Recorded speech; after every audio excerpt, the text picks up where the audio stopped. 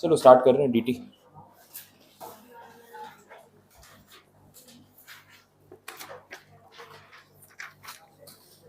हाँ, income from house property theory में कुछ पॉइंट्स बाकी है, पहले पैकअप कर लेते हैं। पेज नंबर 53 पे आ जाओ आप। बाकी सारे सेक्शंस अपन ने देख लिए थे, 22 से 27 पूरा ब्लॉक कंप्लीट है। लास्ट में वो composite rent, property situated outside India, ये सब पे बात हो गई थी। अब एक टेबल दे रखा है यहाँ पे, cases where income from house property is not chargeable to tax. अब इसमें आपको एक सेक्शन दिखेगा majorly, that is section number 10। ठीक है, सेक्शन नंबर 10 एग्जेम्पशन वाला सेक्शन है, काफ़ी डिटेल्ड सेक्शन है और इसमें बहुत सारे सबसेक्शंस है, अराउंड 50-60 सबसेक्शंस होंगे अलग अलग।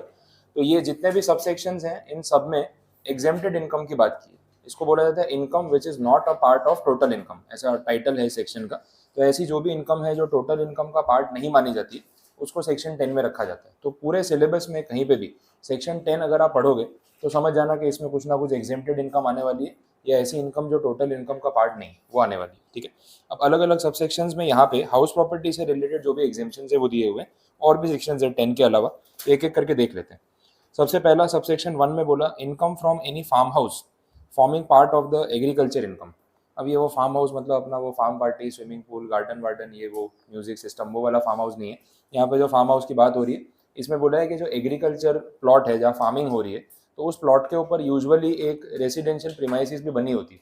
अब फार्मर्स का काम वैसा नहीं है ना कि भाई ऑफिस गए, काम किया, घर आ गए, वो सिस्टम नहीं है। वो लोग जनरली उसी प्लॉट पे रहते हैं जहाँ पे फार्मिंग हो रही है।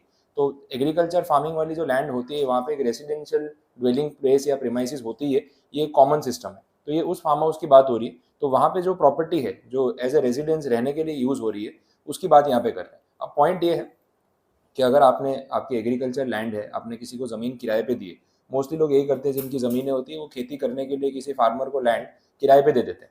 अब उसको रहने की जगह भी तो देनी पड़ेगी साथ में, सिर्फ आप लैंड दे दोगे और उसको रेसिडेंस नहीं दोगे तो रहेगा कहाँ। तो आप जो उससे किराया चार्ज कर रहे हो ना, उसमें दोनों चीज़ें आ रही है।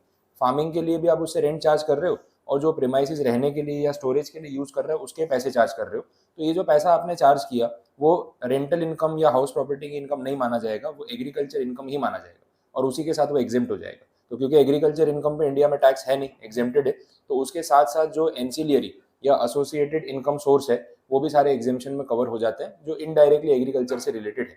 तो एग्रीकल्चरल प्रॉपर्टी है, उस पर कोई रेसिडेंशियल प्रॉपर्टी है, उसको लेट आउट किया है, उससे आने वाला जो रेंट है वो एग्रीकल्चर इनकम है, हाउस प्रॉपर्टी का रेंट नहीं।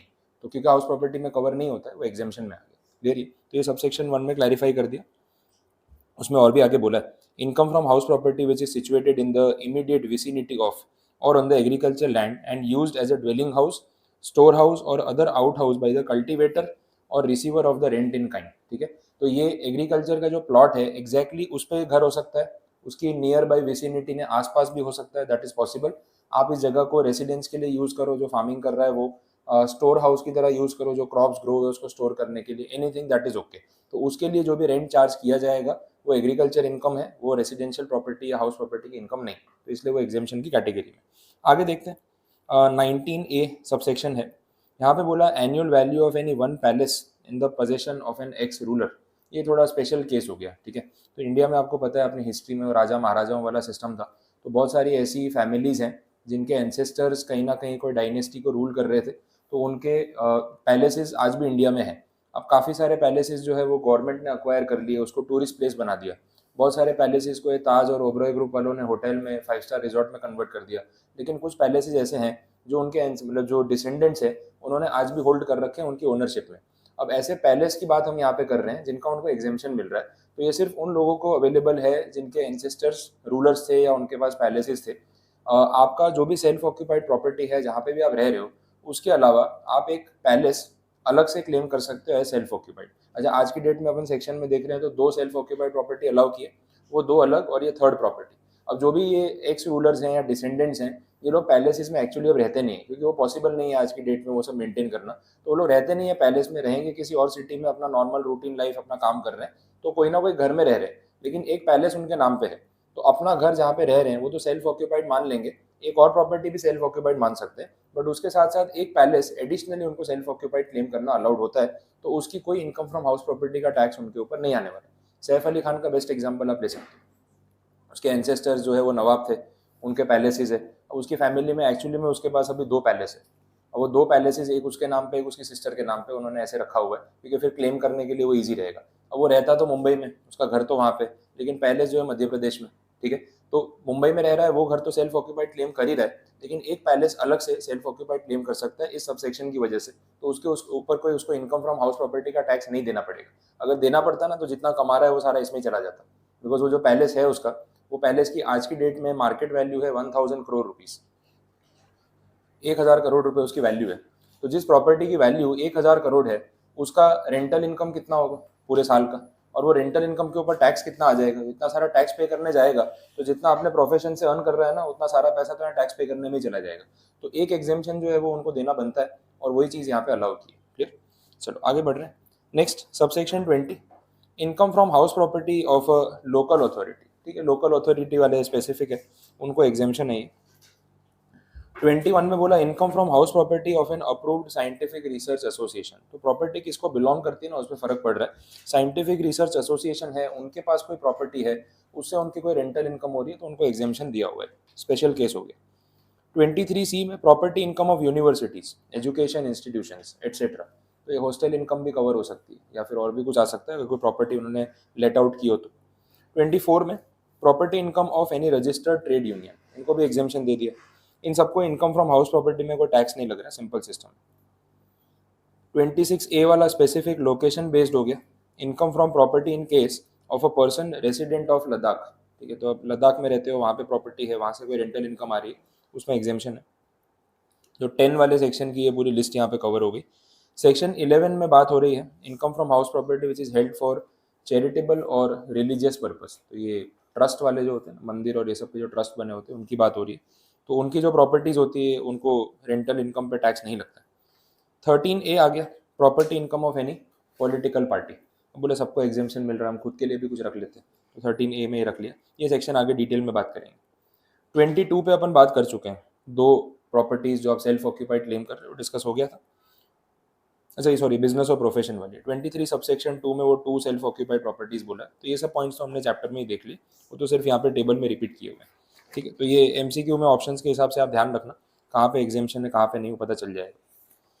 इसके बाद जो पॉइंट दे रखा है सेक्शन 80 वाला, ये एक्चुअली में मैं आपको डिडक्शंस वाले चैप्टर में पढ़ाने ही वाला हूँ, तो ये पॉइंट यहाँ से नहीं भी रिलेट करेंगे चलेगा, ये डिडक्शंस वाला पार्ट है। ओके, और उसके बाद देखना एक सेक्शन 115 BAC बोला हुआ है। ये 115 BAC एक स्पेशल स्कीम है। अब ये हर चैप्टर में आपको लास्ट में ऐसा लिखा हुआ मिलेगा कि इस स्कीम के हिसाब से क्या होता है, बट ऐसे एक एक पॉइंट पढ़ेंगे तो इंडिविजुअली तो मज़ा नहीं आएगा। पहले हम सारे हेड्स कंप्लीट कर लेते हैं, लास्ट में ये सेक्शन मैंने एक चैप्टर के फॉर्म में अलग से रखा है, तो वो जब पढ़ेंगे आप कंपेरिजन करोगे तो इजीली समझ में आएगा कि एग्जैक्टली क्या हो रहा है। तो ये पॉइंट्स मैं अभी इन बिटवीन डिस्कस नहीं कराने वाला, इसे थियरी में थे तो एक बार रखिए। चलो, तो ये थियरी वाला पार्ट पूरा यहाँ पे कंप्लीट है। आपको और कुछ पूछना हो किसी सेक्शन में, कोई क्वेरी हो, जितना अभी तक समझाया उसमें कुछ डाउट्स हैं? कंप्लीट है सारे पॉइंट्स, तो फिर अपने इलस्ट्रेशंस कंप्लीट कर लेते हैं। पेज नंबर 49 पे आ जाओ पहले। इलस्ट्रेशन नंबर 1 बोला हुआ है, वो स्टार्ट करते हैं। Mister Raman owns 3 houses in Mumbai. ठीक, फर्स्ट हाउस की डिटेल्स आपको दे रखी है। इसमें बोला है 2 रेसिडेंशियल यूनिट्स हैं, एक हाउस है लेकिन 2 यूनिट्स है, मतलब 2 फ्लोर हो सकते हैं, ऐसा कुछ हो सकता है, जिनको आप सेपरेटली लेट आउट कर सकते हो। Municipal value, fair rent, standard rent, ये सब दे रखा है। और रेंट जो है वो दिया हुआ है पर यूनिट पर एनम। अब ये थोड़ा सा क्लैरिफिकेशन आपको दे देता हूँ, इस पर कंफ्यूज नहीं होना है MCQ में। जब भी अथॉरिटीज़ म्यूनिसिपल वैल्यू डिफाइन करती है वो पूरे हाउस की होती है, एक यूनिट की नहीं होती, ये खास ध्यान रखना। जैसे बोला फर्स्ट हाउस, उसमें 2 यूनिट्स है। अब ये म्यूनिसिपल वैल्यू दे रखी है 1,20,000, तो वो पर यूनिट है या पर हाउस है? वो पर हाउस है। वो पूरी प्रॉपर्टी का म्यूनिसिपल वैल्यूएशन करते हैं। वो प्रॉपर्टी में 2 यूनिट है, 4 यूनिट है, आप डिवाइड कर लेना। वो लोग यूनिट वाइज कभी भी म्यूनिसिपल वैल्यू और ये सब डिफाइन नहीं करते, तो इसलिए वहाँ पे ऐसा कुछ मेंशन भी नहीं किया, सीधा लिख दिया municipal value, fair rent, standard rent. But फिर जब एक्चुअल रेंट की बात हो रही है वहाँ क्लियर किया है rent per unit per annum. तो वो तो हम डिसाइड करते हैं कि भाई कितना रेंट पे हमें प्रोवाइड करनी है प्रॉपर्टी, तो वो रेंट पर यूनिट है, वो क्लियर बोल दिया। और पता चल भी रहा है बाकी सारे अमाउंट्स ऑलमोस्ट डबल है, तो उससे भी वो रिलेट हो रहा है। बट क्लैरिफाई कर रहा हूँ मैं, म्यूनिसिपल वैल्यू और ये सब पूरी प्रॉपर्टी की होती है, यूनिट वाइज नहीं होती। म्यूनिसिपल टैक्सेस के बारे में क्या अमाउंट है वो दे रखा है। अब इसके बेस पे आपको कैलकुलेट करना है annual value. Annual value section 23 अपन देख रहे थे लेट आउट वाले केस में, expected rent, GAV, annual value, municipal tax minus करना, वो सब पॉइंट्स हैं। तो कैलकुलेट कर लेते हैं क्या आ रहा है, देख लो। सबसे पहला स्टेप क्या है, एक्सपेक्टेड रेंट फाइंड आउट करना। एक्सपेक्टेड रेंट के लिए हम क्या करेंगे, म्यूनिसिपल वैल्यू और fair rent whichever is higher, या अल्फाबेटिकली देखना है आपको, municipal value and fair rent whichever is higher, तो 150 सिलेक्ट होगा, उसको कंपेयर करेंगे स्टैंडर्ड रेंट के साथ विच एवर इज लोअर, तो फाइनली जो आपका एक्सपेक्टेड रेंट का अमाउंट आएगा वो कितना आ रहा है, 1,30,000। ये पहला स्टेप तो कंप्लीट। अब सेकेंड स्टेप पे जाना है जीएवी। जीएवी के लिए हमें चाहिए एक्चुअल रेंट। एक्चुअल, अब ये जो है पर हाउस है, ये 2 यूनिट का है, और एक्चुअल रेंट आपको पर यूनिट दे रखा है, तो मल्टीप्लाई करके आप उसको बैलेंस कर लो, तो रेंट पर यूनिट 70,000, तो पूरे हाउस का कितना हो जाएगा, 1,40,000। ठीक है। अब ए आर जो आपका आ रहा है वो ग्रेटर देन ई आर है, तो जीएवी किसे बनाएंगे फिर, ए आर को, कंपेरिजन हो गया कि भाई जीएवी आएगा 1,40,000। फिर इसके बाद म्यूनसिपल टैक्स, थर्ड स्टेप में यही होता है, म्यूनसिपल टैक्स का डिडक्शन मिलेगा या नहीं मिलेगा, देख लो, कुछ बोला उसमें, मिलेगा। म्यूनसिपल टैक्स में क्या बोला था मैंने, पेमेंट बेस पे है कि ड्यू बेस पे, वो इंटरेस्ट में बोला था कल, म्यूनसिपल टैक्स में अलग था पॉइंट, जो आप बोल रहे हो तो मैंने कल 24B में इंटरेस्ट वाले केस में बोला था ना, ईएमआई में बोला था। म्यूनसिपल टैक्स में क्या बोला था, born and paid by the assessee in previous year, तो पेमेंट बेस पे है, वो भी ओनर के थ्रू। ठीक है, तो ये वाला डिडक्शन आपको नहीं मिलेगा, समझ आ गई। तो एनुअल वैल्यू कितनी होगी, 1,40,000। अब क्वेश्चन में क्या पूछा है उस पर भी डिपेंड करता है, यहाँ उन्होंने एनुअल वैल्यू पूछी है ना, तो अपना आंसर यहीं पे फाइनल, आगे कुछ नहीं करना है। कितनी बार एमसीक्यू में पूछते हैं find out income from house property, तो this is not income from house property, इसमें से आपको फिर 24A का स्टैंडर्ड डिडक्शन लेस करना होता है, 24B में अगर कुछ इंटरेस्ट है तो वो माइनस करना होता है, दैट डिपेंड्स के अगर वो डेटा में दिया है, तो नहीं दिया है तो एटलीस्ट स्टैंडर्ड डिडक्शन तो आएगा ही। अगर आपको पूछा होता है इनकम फ्रॉम हाउस प्रॉपर्टी कितनी होगी, तो 24A वाला स्टैंडर्ड डिडक्शन आप लेस करते, फाइनली जो बचता है वो होता है income from house property. But आपको क्वेश्चन में पूछा है फाइंड आउट एनुअल वैल्यू, तो ये चीज़ करने की जरूरत नहीं। तो एमसीक्यू में एंड तक जाके पढ़ लेना पूछा क्या है, ऑप्शन तो फिर वो लोग दोनों ही देंगे, आपने ध्यान नहीं दिया तो आंसर रॉन्ग हो जाएगा। ठीक है, तो पूरा क्वेश्चन पढ़े बिना सॉल्व मत करना। चलो, तो फर्स्ट सम तो यहाँ पे कंप्लीट हो गया। अब इसमें सेकंड वाला देख लो, सेकंड हाउस में क्या बोला है, आप ट्राई कर सकते हो। वही एक्सपेक्टेड रेंट निकालो, एक्चुअल रेंट दे रखा है उसे कंपेयर करो। अब ये एक ही यूनिट है तो यहाँ पे कोई यूनिट वाला प्रॉब्लम नहीं है। म्यूनसिपल टैक्स का क्या पॉइंट है वो देख लो।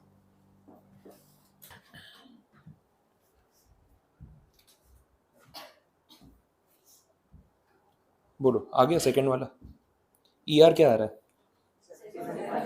75,000 और एक्चुअल रेंट 84, तो 84 सिलेक्ट होगा, जीएवी तो 84 आ गया, और टैक्स के लिए क्या बोला, 8,000 for last year paid in this year and 9,000 of current year due but not paid, कितना डिडक्शन मिलेगा, 8,000, जितना इस साल में पे किया उतना ही डिडक्शन मिलेगा।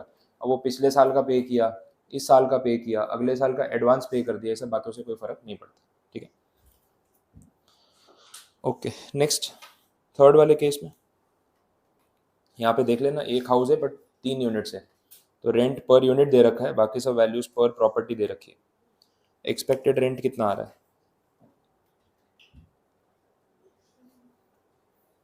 ईआर कैलकुलेट करके बता दो।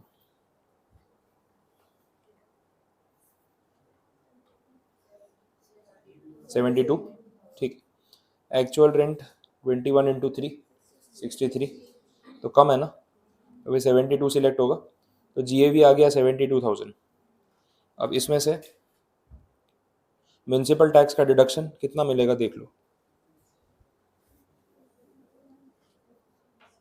60,000 पूरा पेड है, 54,000 paid as advance for the next 9 years, पूरा एडवांस में भर दिया 10 साल का, तो पूरा क्लेम करने को मिलेगा या सिर्फ 6,000 मिलेगा, पूरा पूरा जितना पे कर दिया पूरा। उसमें मैंने आपको कल बताया था ये, born and paid by the assessee in previous year, advance भर दिया, जैसे मैंने आपको 2 साल का एडवांस बोला था, current year and next year वैसा ऑप्शन होता है, तो आपने 2 साल का भर दिया तो पूरा क्लेम कर लो, अगले साल मत क्लेम करना।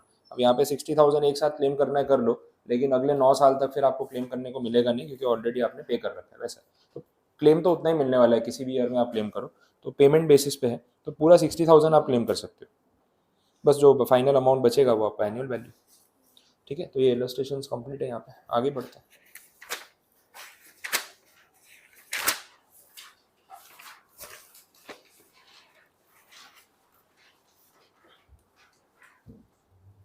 हम नेक्स्ट पेज नंबर 55 पे है, ये मॉड्यूल के कुछ इलस्ट्रेशंस दे रखे हैं, वो देख लेते हैं। अब इसमें जो रिपीट टाइप है वो मैं आपको बता देता हूँ। फर्स्ट वाला जो क्वेश्चन है वो पूरा सेम है जो अभी करवाया, तो उसमें आपको मेरी ज़रूरत नहीं पड़ेगी, वो आप बाद में घर पे भी ट्राई कर सकते हो। आंसर अपने फिर एमसीक्यू के साथ डिस्कस कर लेंगे। सेकेंड वाला जो क्वेश्चन है वो देख लेते हैं। उसमें वैकेंसी वाले पॉइंट्स आ रहे हैं, 4 अलग अलग सिचुएशंस दे रखी है। पहला जो है पी वाला केस, उसमें देख लो क्या हो रहा है। Expected rent, monthly rent, let out, vacancy, ये सब बताया हुआ है। अभी सिचुएशन में हमें से जीएवी फाइंड आउट करना है, मतलब म्यूनसिपल टैक्स का कोई मतलब नहीं है, जीएवी तक ही बोला हुआ है। तो देख लो, एक्सपेक्टेड रेंट तो दे ही रखा है कैलकुलेट करके। मंथली रेंट आपने कितना फिक्स किया हुआ है 7000, और लेट आउट एक्चुअल में कितना किया 11 महीने। तो इस हिसाब से एक्चुअल रेंट कलेक्ट कितना हुआ होगा, 77,000 हुआ होगा। अब इस सिचुएशन में आपका ईआर से तो ज़्यादा ही है, ज़्यादा रेंट कलेक्ट हो रहा है।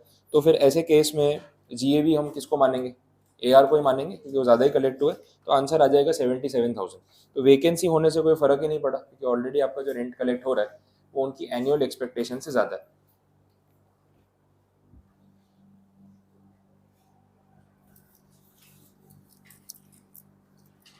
अब नेक्स्ट जो है वो क्यू वाला एक बार स्किप कर दो, पहले आर और एस सॉल्व कर लेते हैं, फिर क्यू पे आएंगे।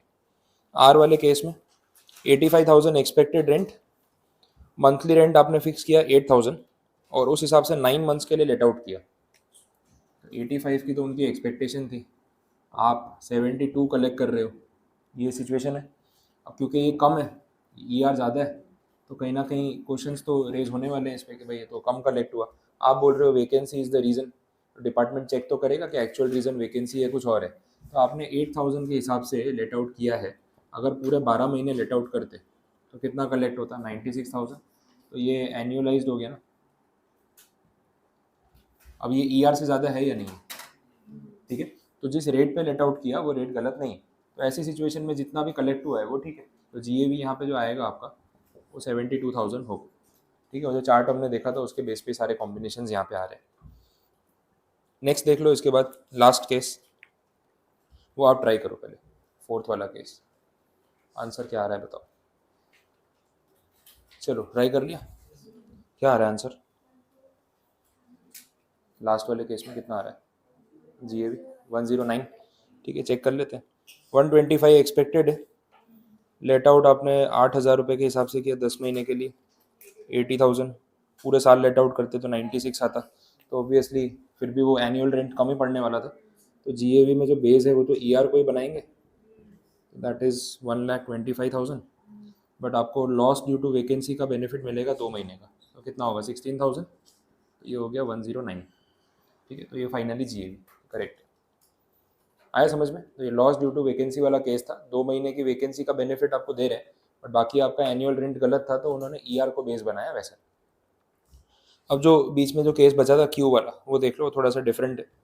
यहाँ पे 55,000 एक्सपेक्टेड रेंट है, और रेंट पर मंथ आपने डिसाइड किया हुआ है 5,000 रुपये, कि अगर लेट आउट करते तो इतने रेंट पे लेट आउट करेंगे। अब लेट आउट एक्चुअली किया आपने 0 मंथ्स के लिए, और पूरे 12 महीने वैकेंसी रही। अब इस सिचुएशन में कैलकुलेशन कैसे करें, 12 months vacancy, let out actual में हुआ नहीं है, तो जो एआर आ रहा है ना वो 0 है। ईआर 55, एक्चुअल रेंट 0, और वैकेंसी पूरा 12 मंथ्स। अब बोलो क्या करें, आपके हिसाब से जीएवी कितना होना चाहिए। 0 आएगा जीएवी, प्रोविजंस के हिसाब से चलना पड़ेगा। वैकेंसी है 12 महीने, तो क्या इसको सेल्फ ऑक्यूपाइड बोल सकते हैं क्या, ऐसा बोल सकते हैं सेल्फ ऑक्यूपाइड। दोनों बातों में बहुत फ़र्क है, ऐसा बोल नहीं सकते आप। नहीं वो अलग था, वैकेंसी 12 महीने और सेल्फ ऑक्यूपाइड एक ही बात है। सेल्फ ऑक्यूपाइड का मतलब मैं खुद प्रॉपर्टी यूज़ कर रहा हूँ, so it is not available for rent. Vacancy है 12 महीने, मतलब मैं पूरा साल वेट करता रहा कोई टेनेंट आ जाए, बहुत कोशिश की लेकिन कोई टेनेंट मिला नहीं। दोनों बातों में फ़र्क हो गया। अगर आप वैकेंसी बोल रहे हो 12 मंथ्स, तो इट डज़ नॉट मीन कि वो सेल्फ ऑक्यूपाइड हो गई, दोनों में फ़र्क है। तो आप इसको सेल्फ ऑक्यूपाइड मान के एनुअल वैल्यू 0 नहीं बोल सकते, कैलकुलेशन आपको वैसे ही करना पड़ेगा, क्योंकि प्रॉपर्टी लेट आउट के लिए अवेलेबल तो थी। अब अवेलेबल थी तो उसमें कैलकुलेशन अपने स्टैंडर्ड ही रखते हैं। ER 55,000, AR 0। तो जीएवी के लिए जो रूल है उसमें क्या आ रहा है भाई, AR वर्सेस ER कंपैरिजन होता है।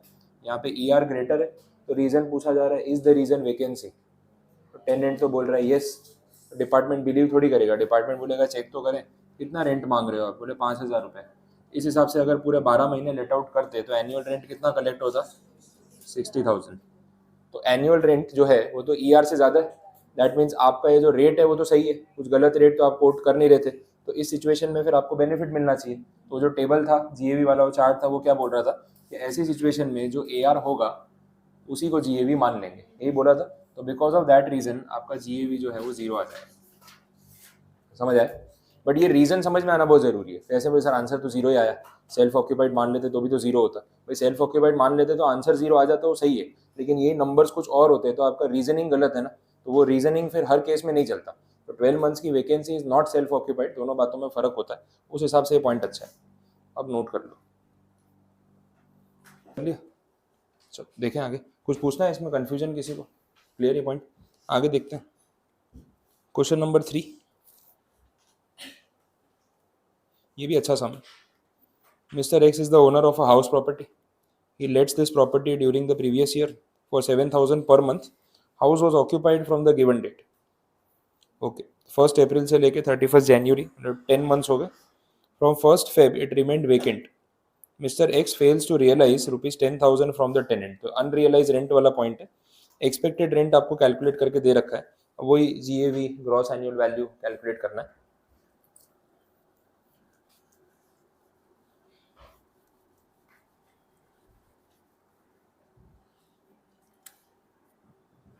एक्सपेक्टेड रेंट 82,000, एक्चुअल रेंट की अगर हम बात करें तो 7,000 पर मंथ कोट किया हुआ है ना, और 10 मंथ्स के लिए लेट आउट किया हुआ है, तो 70,000 रिसीवेबल है। लेकिन 70,000 एक्चुअल में पूरा रिसीव हुआ नहीं है, वो ध्यान रखना है। 10,000 रुपये अनरियलाइज रेंट है, वो लेस हो जाएगा। तो AR कैलकुलेट करते टाइम आपको 10,000 लेस करना पड़ेगा, वो इंपॉर्टेंट पॉइंट्स वाले में आपने देख रहे थे। तो एक्चुअल रेंट रिसीवेबल है, लेकिन जो एक्चुअल रेंट रिसीव हुआ जिसको AR बोलते हैं फॉर कंपैरिजन पर्पस, वो है 60,000। 70,000 आपने मांगा था, 10,000 उसने दिया नहीं, 60,000 ही कलेक्ट हुआ, ये सिचुएशन है। अब आगे कैलकुलेशन करना है अपने को तो GAV निकालने के लिए। तो GAV में हम देखते हैं AR वर्सेस ER, तो ये वाला AR कंपेयर होगा इसके साथ। अब क्लियरली यहाँ पे दिख रहा है कि जो AR है that is less than ER, ये बोला हुआ है। तो रीज़न देखना पड़ेगा, इज द रीज़न वैकेंसी। आप तो बोलोगे हाँ 2 महीने की वैकेंसी है, और डिपार्टमेंट उसको चेक करेगा एक बार। चेक करने के लिए एनुअल रेंट निकालेंगे, तो एनुअल रेंट इस हिसाब से कितना आ जाएगा, 7,000 इंटू 12, 84,000। आप बोलोगे हाँ देखो ER से ज़्यादा हो गया, बट ऐसा नहीं है। डिपार्टमेंट यहाँ पे क्या लॉजिक दे रहा है वो समझो। भाई एनुअल रेंट 84,000 होता, वो बात ठीक है, लेकिन आप देख लो जो 10 महीने आपने लेट आउट किया उसमें भी 10,000 रुपये शॉर्ट पड़ गए, आप रिकवर नहीं कर पाए। और 2 महीने लेट आउट कर भी देते तो भी ये 10,000 तो बेड डेट था ही ना आपका, ठीक है। तो हम जो एनुअल रेंट कंसिडर करेंगे, एनुअल रेंट कलेक्टेड, उसमें 84,000 थोड़ी ना कंसिडर करेंगे, 84,000 माइनस 10,000 कंसिडर करेंगे, क्योंकि 10,000 तो आप ऑलरेडी लॉस कर चुके हो ये 10 महीनों में। और 2 महीने लेट आउट कर भी लेते तो ये 10,000 वापस नहीं आने वाला था, वो 2 महीने का रेंट अलग से आता, वो अलग बात थी। तो एनुअल रेंट जो भी है 7,000 के हिसाब से 12 महीने का इतना हो गया, बट उसमें ये वाले 10,000 तो आपके लेस होंगे, तो कलेक्शन तो आपका 74,000 ही हो रहा है। समझ आ रहा है? तो हम इस अमाउंट को कंपेयर करेंगे विथ ER, ये पॉइंट है।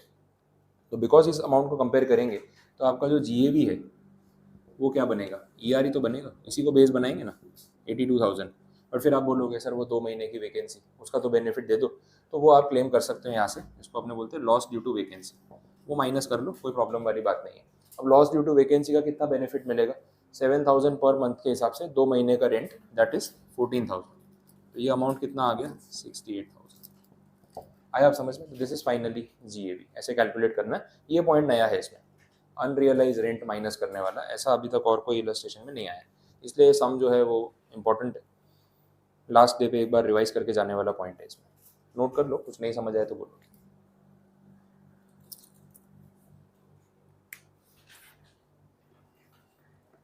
ठीक है, डन, नोट कर लिया। चलो क्वेश्चन नंबर 3 कंप्लीट। आगे again similar type of questions हैं, क्वेश्चन नंबर 4 और 5, वो आप एक बार ट्राई कर सकते हो, सॉल्व हो जाएंगे। पहले आप ट्राई करके हो, नहीं आएंगे तो मैं करवा ही दूंगा यहाँ पे। और एक क्वेश्चन नंबर 6 है, ये समझो पूरे चैप्टर का समरी है, इसमें ऑलमोस्ट सारे पॉइंट्स यूज हो जाते हैं।